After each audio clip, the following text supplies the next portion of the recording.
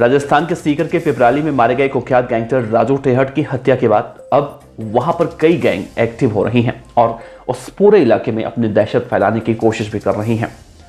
राजू टेहट की हत्या की जिम्मेदारी लेने वाला गैंगस्टर रोहित गोदारा तो पुलिस के लिए एक चुनौती बना हुआ है, लेकिन रोहित गोदारा के अलावा और भी बहुत सारे ऐसे गैंग हैं जो राजू टेहट की हत्या के बाद सीकर के पिपराली उद्योग नगर में दहशत फैलाने की कोशिश कर रहे हैं और लोगों से लगातार रंगदारी भी मांगी जा रही है, नहीं देने पर हमला भी कर रहे हैं।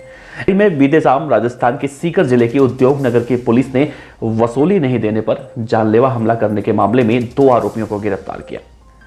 गिरफ्तार हुए दोनों आरोपी भले ही 18-18 साल के बताए जा रहे हो, लेकिन जब उन्होंने वारदात की तो पीड़ित को ऐसी धमकी दी कि एक बार तो वो भी हक्का बक्का रह गया। इन दोनों आरोपियों ने अपने साथियों के साथ मिलकर पीड़ित से 5 लाख रुपए की रंगदारी मांगी, लेकिन जब पीड़ित ने पैसे देने से मना किया तो इन दोनों ही बदमाशों ने अपने साथियों के साथ मिलकर उस पर धारदार हथियार से हमला कर दिया। इसके बाद युवक जो पीड़ित था वो बुरी तरह से घायल हो गया और जब इस पूरे मामले की सूचना पुलिस को दी गई तो निकलकर सामने आई।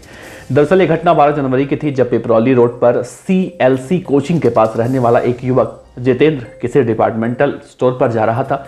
इसी दौरान मामले में गिरफ्तार हुए दोनों आरोपी, जिनका नाम आदित्य और चमन बताया जा रहा है, अपने साथियों के साथ वहां पर पहुंचे और कहा कि अब सीकर में राजू टेहट की हत्या के बाद उनकी गैंग काम करेगी, वो जो चाहते हैं वही होगा। इन बदमाशों ने युवक को कहा कि 5 लाख रुपए वसूली के लिए चुपचाप दे दो।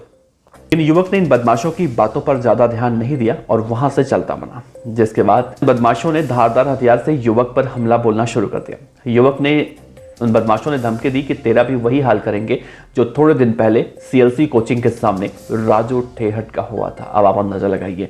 पुलिस ने इस पूरे मामले में केस दर्ज कर मामले की जांच पड़ताल शुरू कर दी है, जिसके बाद 2 आरोपी, जिनके नाम मैंने पहले कहा आदित्य और चमन बताया गया, उनको गिरफ्तार किया गया है। दोनों आरोपी हरियाणा और राजस्थान के बॉर्डर के नजदीकी गाँव के रहने वाले बताए जा रहे हैं। पुलिस ने इन्हें सीकर के एक हॉस्टल में दबिश देकर गिरफ्तार किया है और कहा तो ये भी जा रहा है दोनों अपने साथियों के साथ सीकर में ही मेडिकल की तैयारी कर रहे थे।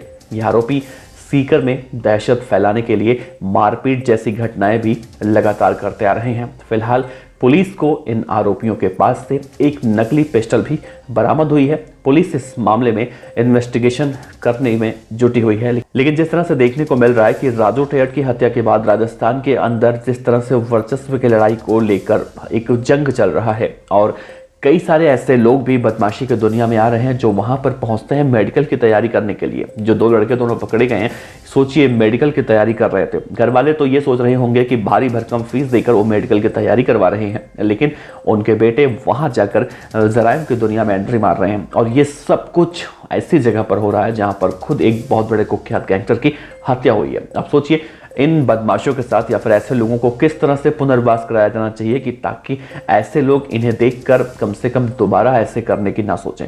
फिलहाल इस खबर पर अपनी राय दीजिए। आपका बहुत बहुत शुक्रिया। देखते रहिए BDF न्यूज। नमस्कार।